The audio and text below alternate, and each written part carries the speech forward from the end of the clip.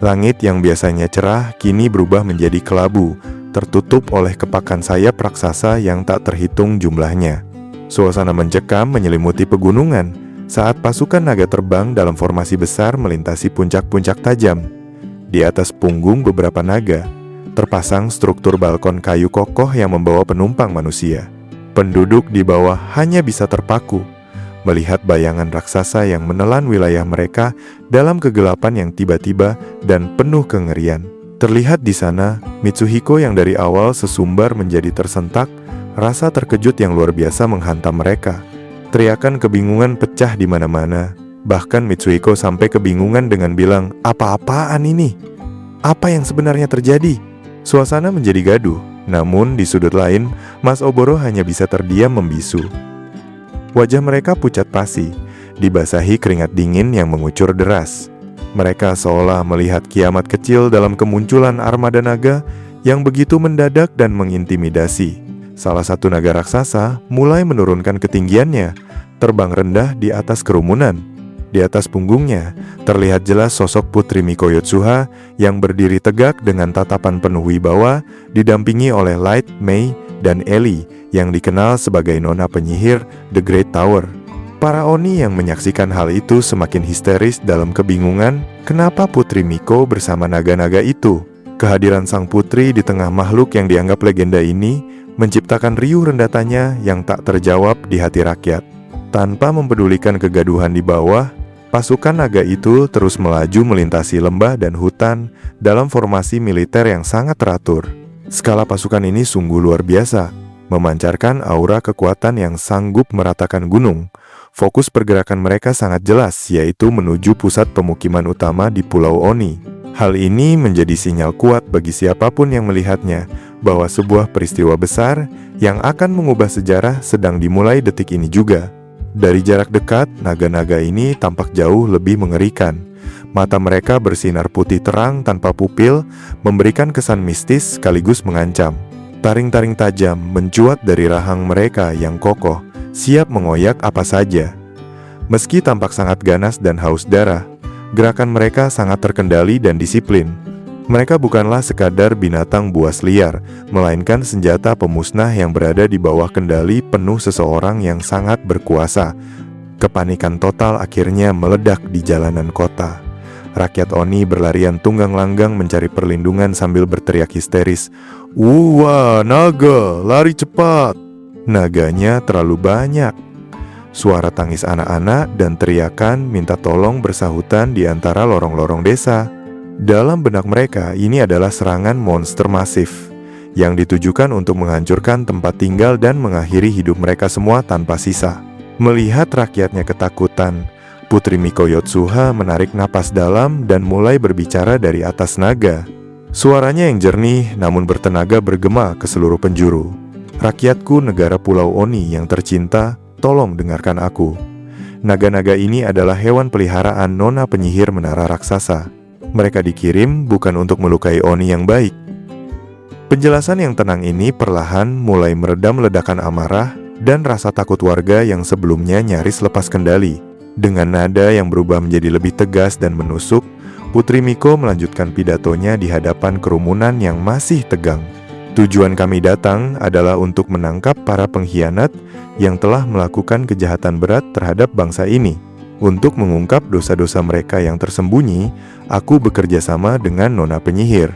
Pernyataan ini menjadi genderang perang bagi para koruptor kekuasaan, memperjelas bahwa kehadirannya adalah untuk melakukan pembersihan besar. Di sana juga terlihat Mas Oboro dan Mas Mitsuhiko yang tercengang membisu dan membego mendengar apa yang baru saja Putri Miko Yotsuha katakan. Suasana mendadak hening saat Putri Miko Yotsuha mulai membongkar rahasia paling kelam di pulau tersebut. "Pertama-tama, aku akan memberitahu kalian kebenaran yang selama ini ditutupi. Dewa Oni dalam mitos kita sebenarnya tidak menjaga kita. Ia disegel di Gunung Dewa Oni karena kekuatannya yang berbahaya.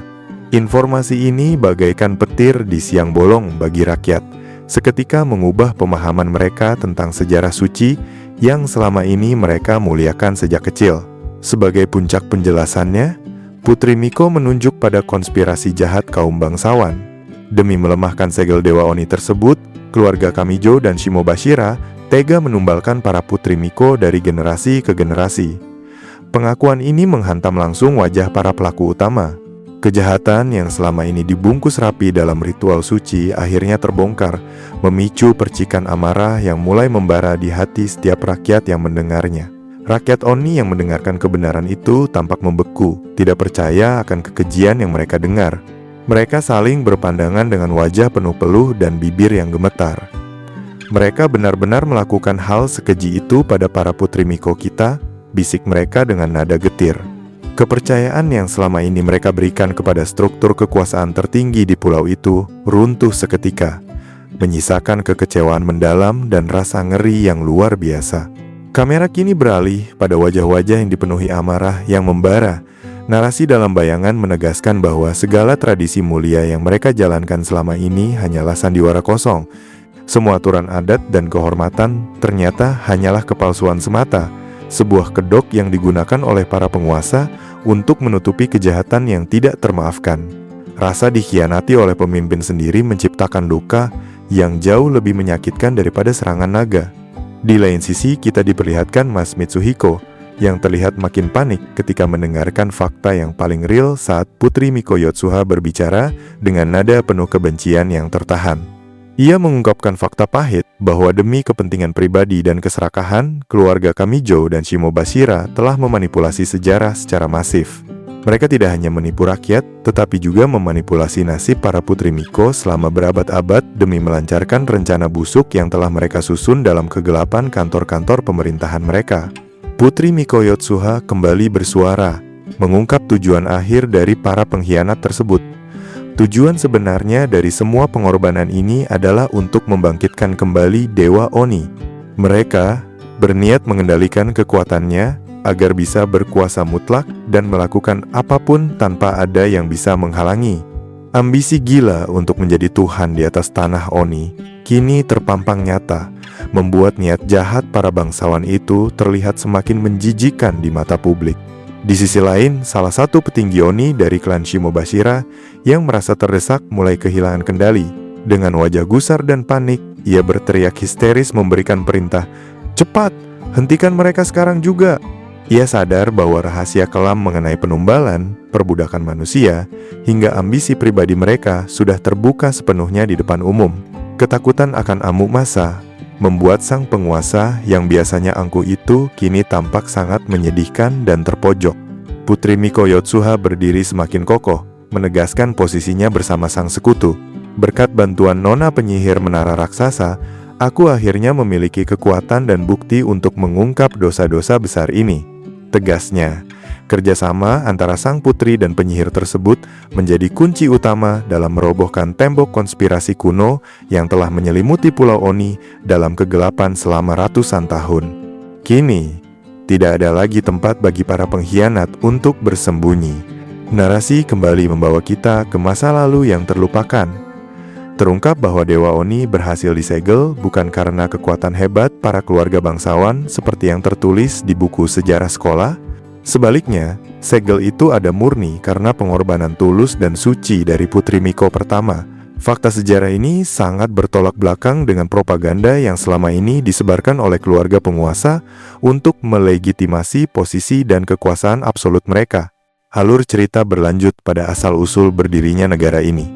Karena tersentuh oleh pengorbanan tanpa pamrih Putri Miko pertama, leluhur ras Oni memutuskan untuk bersatu dan mengakhiri pertikaian antar suku. Dengan niat tulus untuk menjaga warisan perjuangan tersebut, mereka bekerja sama membangun peradaban hingga akhirnya negara Pulau Oni yang kuat mampu didirikan. Persatuan ini awalnya didasari oleh rasa hormat, bukan oleh penindasan para bangsawan. Putri Miko menjelaskan tradisi rahasia yang selama ini dijaga erat oleh para Miko. Kami selalu mengenang jasa pendahulu kami, agar niat suci Putri Miko pertama tidak dicemari oleh kebusukan para bangsawan. Kami terus berkumpul dan saling mendukung dari generasi ke generasi. Mereka adalah penjaga api kebenaran yang bergerak di bawah tanah, menunggu saat yang tepat seperti hari ini untuk meledakkan kebenaran dan mengembalikan kehormatan gelar Miko yang telah dinodai. Sebagai penutup seruan yang menggetarkan jiwa, Putri Miko menegaskan bahwa perjuangan ini adalah milik seluruh rakyat. Ini bukan hanya perjuanganku atau para Miko, tapi milik setiap jiwa yang mencintai tanah ini. Ia percaya bahwa di antara kerumunan Oni, masih banyak yang memiliki keberanian dan tekad baja untuk menegakkan keadilan. Dengan dukungan rakyat dan kekuatan naga, ia siap memimpin revolusi untuk membersihkan Pulau Oni dari akar pengkhianatan. Kamera menyorot sangat dekat pada wajah Putri Miko Yotsuha, memperlihatkan gurat kemarahan yang tak lagi bisa dibendung. Saat ia berbicara, taring tajamnya terlihat di balik bibir, menunjukkan identitas darah Oni yang kuat dalam dirinya. Dengan suara bergetar karena emosi, ia menekankan bahwa perasaan tulus rakyat dan para Miko tidak boleh dikhianati lagi. Tekadnya telah bulat untuk mengakhiri siklus penderitaan panjang yang selama ini dipelihara oleh kebohongan sistematis para bangsawan. Kemarahan Putri Miko Yotsuha mencapai puncaknya saat ia menunjuk ke arah kastil penguasa. Ia menyatakan bahwa sebagian besar keluarga Kamijo dan Shimobashira telah menodai kehormatan leluhur dengan perbuatan keji yang bahkan lebih hina daripada binatang liar. Sebagai Putri Miko yang memikul beban tradisi, dan sebagai warga negara yang mencintai Pulau Oni, ia menegaskan dengan lantang bahwa ia tidak akan pernah memberikan ampunan sedikit pun atas dosa-dosa mereka. Mas Mitsuhiko, Mas Oboro, dan salah satu petinggi klan Shimobashira langsung merasa tertekan dan kaget sejadi-jadinya mendengar deklarasi perang yang secara eksplisit disampaikan oleh Putri Miko Yotsuha barusan. Bahkan ucapan itu menjadi sangat mengerikan ketika tahu bahwa yang berdiri di belakang sang putri adalah penyihir The Great Tower, yang belakangan ini namanya lagi naik banget karena kekuatan dan kekejamannya. Selanjutnya nggak pakai babi bubebo. Seekor naga raksasa yang ditunggangi Putri Miko tiba-tiba mengepakkan sayap dan menukik tajam melewati lereng gunung yang curam. Angin kencang menerpa pakaian sang putri. Namun ia tetap berdiri kokoh sambil berseru bahwa ia telah meminjam kekuatan besar dari Nona penyihir menara raksasa demi menegakkan keadilan. Gerakan agresif naga tersebut menjadi pertanda jelas bahwa waktu untuk bernegosiasi telah habis dan tindakan nyata untuk menggulingkan para pengkhianat segera dimulai. Langit Pulau Oni yang luas kini sepenuhnya dikuasai oleh kepakan sayap pasukan naga yang jumlahnya ribuan. Putri Miko berseru dari angkasa dengan suara yang mengguntur, menyatakan bahwa tujuan utamanya adalah menangkap dan menghukum para pengkhianat tanpa kecuali. Ia memberikan peringatan keras kepada siapapun yang berupaya menyembunyikan para pelaku. Tidak akan ada lubang persembunyian yang cukup dalam untuk meloloskan mereka dari hukuman yang akan datang. Melihat rakyat sipil yang mulai panik, Putri Miko segera memberikan instruksi tegas untuk mencegah jatuhnya korban jiwa.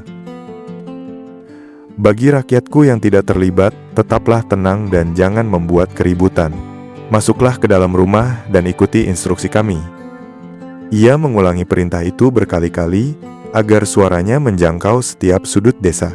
Fokusnya sangat jelas, yaitu ia ingin memastikan rakyat tetap aman selama operasi pembersihan besar-besaran terhadap kaum bangsawan berlangsung. Rakyat Oni yang berada di daratan menatap ke arah langit dengan mata terbelalak dan napas memburu. Saat naga-naga raksasa itu mulai turun mendekati atap-atap rumah, teriakan "Wah!" dan tangis ketakutan pecah di beberapa titik. Namun, di tengah hiruk-pikuk itu, pesan Putri Miko yang bergema dari angkasa memberikan sedikit harapan. Mereka yang tidak bersalah berusaha menenangkan diri dan mencari perlindungan, berharap badai kekacauan ini segera berlalu. Beberapa naga mendarat dengan dentuman keras, menurunkan pasukan maid tempur yang berdiri dalam formasi disiplin tinggi. Mengenakan seragam yang elegan namun fungsional untuk perang, mereka segera menyebar sambil terus mengimbau warga agar tetap tenang. Salah satu pemimpin pasukan, dengan tatapan tajam dan penuh semangat, mengangkat senjatanya tinggi-tinggi dan berseru, "Mari kita mulai." Sebagai tanda dimulainya operasi penertiban wilayah secara total.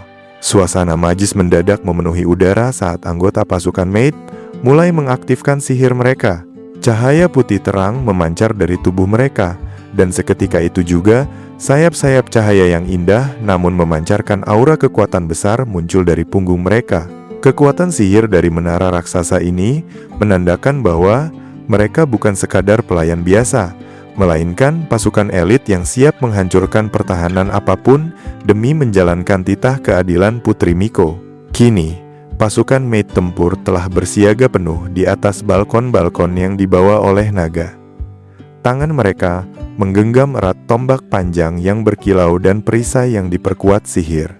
Mata mereka menatap tajam ke arah target-target strategis di Pulau Oni. Kesiapan mereka menunjukkan profesionalisme yang luar biasa.